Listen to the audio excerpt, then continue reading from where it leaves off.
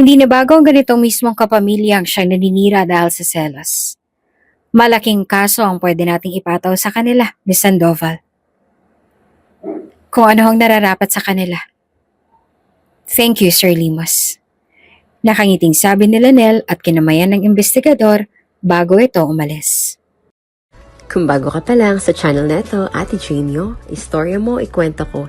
Huwag kalimutang pindutin ang notification bell and subscribe button. Maraming salamat! Iyan lang bang dahilan? May dahilan pa. Malumanay na sagot naman ni Jude. Ano pa yung dahilan? She pushed the paper towards him.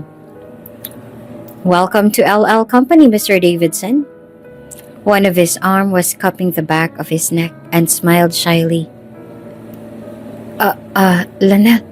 May kumatok sa pintuan ng office at pumasok si Samantha pagkatapos humingi ng paumanhin.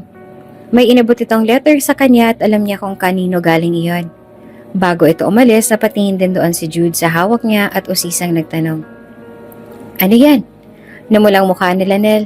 Hindi niya alam kung bakit nahihiya siyang sabihin kay Jude na galing iyon sa manliligaw niya, si Michael.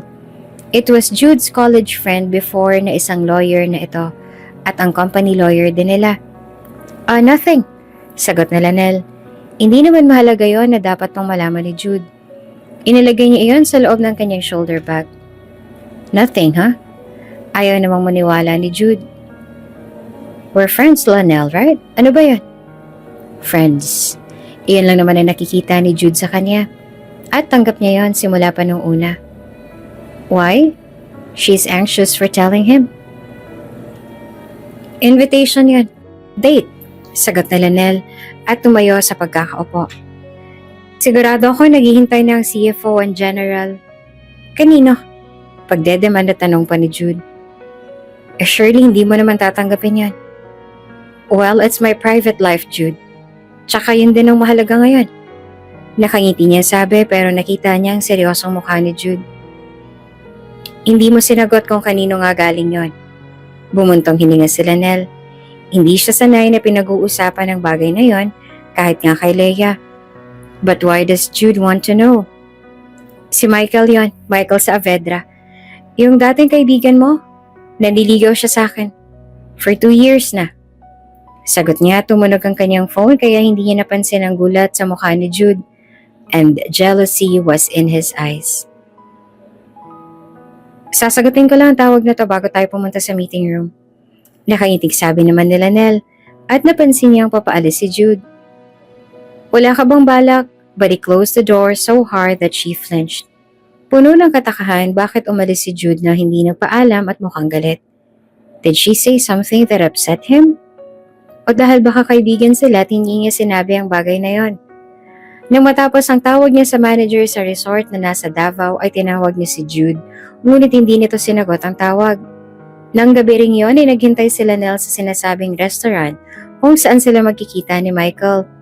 Nagkita sila noong 1 linggo regarding sa investors na nag-pull out and the legal na needed nito. Ito ang 3 beses na tinanggap niya ang imbitasyon nito na magde-date sila. Michael was vocal about his feelings for her. At kahit noong college, he never treated her bad. Siguro Michael was the best option for her, lalo na't pareho naman nilang gustong magkaroon ng pamilya. He is a kind of guy na hindi ka sasaktan. Wait, late na ito ng 3 minuto kung kaya nagtaka siya kung nasaan ito. Balak pa naman niyang pag-usapan ng desisyon niya na tanggapin ito. Napadako ang tingin niya sa pintuan at nagulat na naroon si Jude. Papalapit sa gawin niya. Hindi niya ito nakausap nang umalis ito. Jude, Lanel gusto kita. Kaagad na sabi ni Jude na ikinaawang ng bibig ni Lanel. Ano? Gulat na nasabi ni Lanel. Malakas ang boses ni Jude kaya napatingin ng ilang customer na naroon. Uminit ang mukha niya tuloy sa nangyayari. Maupo ka nga. Tas ano ba yung sinasabi mo? Huwag kang magbiro ng ganyan. Umupo naman si Jude at ngumiti. Hindi ako nagbibiro. Totoo ang sinasabi ko. Gusto kita. Simula nung college pa. Hindi ko lang masabi sa'yo dahil ayoko masira ang pagkakaibigan natin. But hell no. I'm not gonna keep my feelings anymore. Just tell me right now na hindi mo ako gusto. And I'll accept it, Lanelle. But we will still be friends. Tinitigan nila ang mga mata ni Jude at hindi siya makahinga sa lakas ba naman ng tibok ng puso niya at kakaibang kilite sa kanyang tiyan. Hindi niya talaga inaasahan na noon pa pala may gusto na sa kanya si Jude. At tuwa'y kasama ng lungkot ang nararamdaman niya. Of course, Jude may like her, pero ang pamilya nito, will they accept her? Iyon ang hindi alam ni Lanelle. Paano kung ayaw ng mga ito sa kanya? Ang gusto niya ay kung pipili siya, kahit hindi man siya gusto ng lalaki sa umpisa pero natututunan naman yun. Iyong tanggap siya sa pamilya nito. Like Michael's family, kahit isang beses lang yun. Tsaka mayaman ang pamilya ni Jude, she won't be accepted. They want much better for him, and that's not her. Despite how she secretly loved him, nagdadalawang isip ka, Lanelle. Kung natatakot ka na mawalang pagkakaibigan natin, don't worry. We will still be friends after this. You know you mean so much to me. And even if it hurts, tatanggapin ko ang sagot mo. Nakangiti nitong sabi pero may lungkot sa mga mata.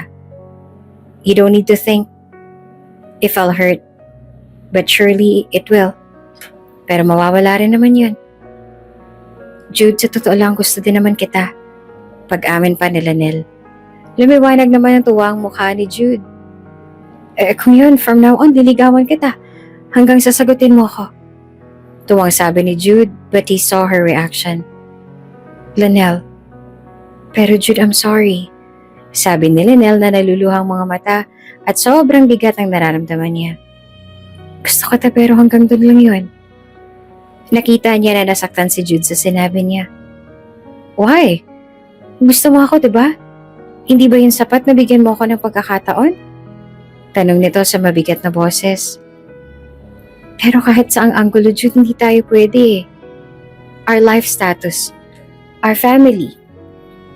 You need someone better, but it's not me. Yung gusto ng pamilya mo, Jude. Tumayo sa pagkakaupo si Lanelle. Gustong tumulo ng mga luha niya. Nasasaktan siya, pero iyon ang nararapat. Ngumiti si Jude sa kanya na tumayo rin. Dahil ba sa family ko? If that's the reason, Lanelle, tatanggapin ka nila. Before my mother died, ikaw at ikaw lang sinasabi ko sa kanya. Despite how it hurt seeing my mom's condition. At some point, losing her. If it's not you, siguro wala na ako dito. But Mom said, I need to follow my heart. And it's you. Napatitig pa si Lanelle kay Jude. Hindi siya makapaniwala sa sinabi nito. Lumapit si Jude sa kanya at hinawakan ng mga kamay niya, looking right into her eyes. Lanelle, if you give me a chance, I'll prove to you that my family accepts you. Alam nga nilang tungkol sa'yo and wanting to see you. So will you give me that chance? Kaagad na niyakap ni Lanelle si Jude na sabing, Oo, Jude. Simula ng araw na yon ay palaging dinadalhan siya ni Jude ng bulaklak tuwing umaga at inihahatid tuwing pagka-uwi. Sa loob ng company ay casual silang dalawang mag-usap at purely business lang. Walang nakakaalam na nanliligaw si Jude kay Lanelle. At iyon ang nais niya na walang makaalam hanggang hindi sila maging official. Maliban kay Leia na una niyang sinabihan na sobrang tuwa naman sa binalita niya. Kahit papaano ay unti-unti nang bumabangon ang kumpanya niya. Kung hindi sa tulong ni Jude, siguro ay ilang taon na rin ang aabutin bago makabangon ang kumpanya niya. Patuloy pa rin sa paghahanap sa kung sino ang salarin sa pagkalat ng peking akusasyon kay Lanelle. Kahit papaano ay may dalawang nag-invest ulit sa kumpanya niya. Hanggang lumipas ang 3 buwan ay nakahanda na si Lanelle na sagutin si Jude sa date nila. Inaayos niya ang mga gamit sa loob ng kanyang bag at paalis na nang tumunog ang phone niya. Tinagot niya iyon nang makitang investigador na binayaran ni Jude upang mahanap ay nagpakalat sa peking akusasyon. Hello? Sir Limos? Miss Sandoval, maaari ka po bang makausap ngayon? May magandang balita kami para sa iyo. Anito. Nagdadalawang isip siya dahil may commitment siya kay Jude sa gabing yon. Pero alam naman niyang maiintindihan ito. Opo, saan po tayo magkikita? Tanong ni Lanel. Binigay ng investigador ang lokasyon at magpapaalam muna si Lanel kay Jude ngunit hindi nito sinagot ang tawag kaya sa mensahe na lamang siya nagpaalam. Inihinto niya ang sasakyan sa harapan ng isang coffee shop at pagkapasok niya ay nakita niya roon ang investigador. Sakto namang dumating si Jude. Hindi mo ako hinantay sa office mo. Nagmamadali kasi akong pumunta rito. Hindi mo nasagot ang tawag ko kanina. Mamaya na lang tayo mag-uusap tungkol dito. Nakangiting sabi pa ni Lanel pagkahalik ni Jude sa noon niya. No worries, I understand. Tumawag din kasi si Sir Limo sa akin at hindi ko nasagot ang tawag mo kanina dahil doon. Paliwanag rin ni Jude. Hinawakan ang kamay ni Lanel habang sabay silang nilapitan ng investigador. Isang ngiti mula sa may katandang investigador at pagkaupo ng dalawa ay hindi na nag-atubiling sinabi ng investigador ang magandang balita nito at ibinigay ang isang folder na naglalaman ng mga ebidensya. Umigting ang panga ni Jude sa galit na naramdaman. How could they do such terrible things sa kapamilya nila? Anas nito. Tahimik lamang si Lanel at hinawakan ang braso ni Jude. Hindi na bago ang ganito na mismong kapamilya ang siyang naninira dahil sa selos. Komento ng investigador. Malaking kaso ang pwedeng ipataw sa kanila, Miss Sandoval. Kung ano pong nararapat po sa kanila. Thank you, Sir Limos. Nakangiting sabi ni Lanel at kinamayan ng investigador bago ito umalis. Lanel, bakit parang hindi ka nagulat sa sinabi nito? Nagtatakang po ng tanong ni Jude. Nagulat ako pero hindi na bago sa akin ang ginawa nilang yon. Still, I could not forgive them sa ginawa nila habang nag-aaral ako. They ruined my reputation. Kaya wala ako naging kaibigan hanggang sa kolehiyo. Sagot ni Lanel at nandun pa rin ang galit niya sa kambal. At mas lalong tumindi pa iyon. Gusto niyang puntahan ng mga ito at pagsasampalin dahil pati ang magulang niya ay dinamay pa. I heard about their lies before. Pero mas madaming naniniwala sa kanila kaya nga naaawa ako sa iyo noon. At kahit anong sabi ko na hindi totoo yan, they would joke at me na may gusto ako sa iyo. Bakit ginagawa ko yan? But I didn't deny it. Tell me, Lanel. Did they do worse things to you before, other than bullying and make fun of you noong college days? Tumingin si Lanel kay Jude. Nais niyang sabihin, ngunit tapos na yun. Ngumiti na lang siya at sinabing, Salamat, Jude. Siguro'y dapat na silang managot ang tuluyan sa ginawa nila. Hindi inaasahan ni Eliza at Elaine ang pagdating ng isang abogado at pulis sa kanilang bahay. Ang kanilang ina ay hindi makapaniwala na kakasuhan ng dalawang anak niya. At kung hindi haharapin ang kaso, they'll force to take them in jail within the stipulated time given. Galit na galit si Rosa at pinagsasampal ng dalawang anak. Isa kayong kahihiyan. Napakamalas ko talaga sa naging anak ko kayo. Pangit na nga. Bobo pa't walang matinong ginawa sa buhay. Naiiyak ang kampal na nakayuko na nanginginig. Mommy! Hindi natapos magpaliwanag si Eliza nang binato ito ng vase na dahilan na tumama sa braso nito. Napaigting ito sa sakit. Habang panay ang mura ng ina nila habang pinagsasabihan sila ng mga masasakit na salita at kung ano-anong madampoy tinatapon nito sa kanilang dalawa sa sobrang galit nito. Sana namatay na lang kayong dalawa, mga pabigat. At dumadagdag pa kayo sa problema ko. Sigaw ng ina na para bang nababaliw. Hindi magawang magsalita ng dalawa at nangangatag na sa takot kahit na nagkasugat-sugat na sila sa mga tinatapon nito. Alam nilang hindi titigil sa galit ang ina nila kung hindi sila nasaktan at nabugbog. Kaya nga nasanay na silang ganon simula pa noong bata pa sila sa tuwing nagkakamali sila. At mas lalo silang pinapahirapan nang dumating si Lanel. Kinukumpara sa kanilang dalawa at dapat maging katulad sila kay Lanel na matalino at maganda. Sa tuwing nasasaktan sila dahil hindi sila nagiging honor or hindi kaya hindi katulad ng grado ni Lanel. Their mother wanted them to be perfect, yet they couldn't. They did everything to make their mother happy, upang hindi sila masaktan. Kaya sa tuwing nasasaktan sila, binubuntong nila kay Lanel na hindi naman napagalitan ng kanilang ina o nasaktan. Why should they be having a hellish life alone? Sa araw na yon ay pinalaya sila ng kanilang ina. Wala silang dala kahit ano, kahit pera. Kaya nagtungo ang dalawa sa kaibigan ngunit hindi man lamang sila tinulungan kaya sa huli ay nagtungo na lamang sila sa presinto upang harapin ang kaso. Wala ni isang nagbigay ng makakain sa kanila o kahit panggagamot sa sugat at pasa na natamo nila sa kanilang ina. They looked at them like they deserved it. Nakatanggap ng tawag si Lanelle mula sa presinto at hinarap ni Lanelle ang dalawang pinsan na nasa presinto ay walang awa sa kanyang mga mata, seeing the two hugging each other while they sleeping. Binuksan ng guard ang pintuan ng kulungan at ginising ang dalawa. Nang makita si Lanelle ay nagkandarapang lumapit ang mga ito sa kanya at nagmamakaawang humingi ng tawad habang nakaluhod. Kahit anong luhod niyo pa ay haharapin yung ginawa niyo at walang makakatulong sa inyo. Malamig na tura ni Lanelle at hahakbang na umalis nang niyakap ni Eliza ang paa niya na umiiyak. Tatanggapin namin yan dahil sa maling ginawa namin. Pero bigyan mo naman kami ng makakain at panggamot sa sugat. Pagmamakaawa ni Eliza. Huwag mo akong hawakan. Malamig na sabi naman ni Lanelle na kaagad binitawan ni Eliza na puno ng luha ang mga mata. Napansin pa ni Lanelle ang pasa at sugat ng mga ito. Siguro karma na iyan sa kanilang dalawa.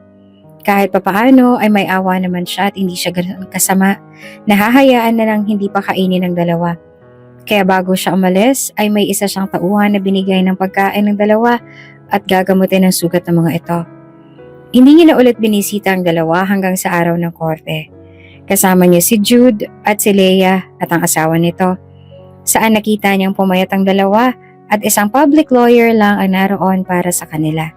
Walang ina nito na she was expecting na gagawa ng paraan upang di makulong ang mga anak. Sa loob ng dalawang hearing ay hinatulan ng kambal na hindi man lamang dinipensahan ng mga sarili. Tinanggap nito ang nangyari. Ngunit imbes na saya sa hatol ng husgado ay nakaramdam siya ng awa sa dalawa. Sa isipin na sila lang ang naroon na humarap na walang presensya ng ina nito. Nang matapos ang kaso ay nakiusap ang kambal na makausap si Lanelle. Tara na, hindi mo na kailangan kausapin ng mga to. Sabi ni Jude na hinawakan ng kamay ni Lanelle. Walang pag-asang mababaka sa mukha ng kambal na para bang binagsakan sila ng langit at lupa. Siguro'y kakausapin ko sila. At ito na huli. Desisyon ni Lanelle, kaya kahit ayaw ni Jude ay hinayaan siya sa gusto at sinamahan. Matalim ang tingin ni Jude sa dalawa na nakayuko. Anong gusto niyong pag-usapan sa akin?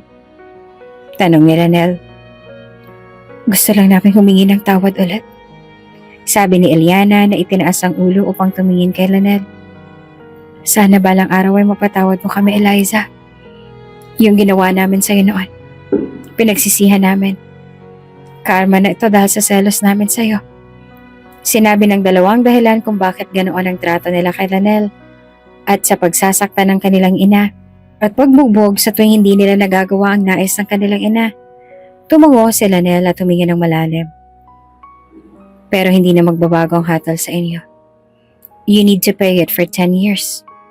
Naalala ni Lanelle ang mga pasa at sugat ng mga ito nang binisita niya ang mga ito. Hindi niya akalain na ang ina nito ang sumakit sa kanila. Hindi yun ang hinihingi namin. May isa lang kaming bagay na hinihingi ng pabor. Pwede bang alagaan mo si Lucas para sa amin?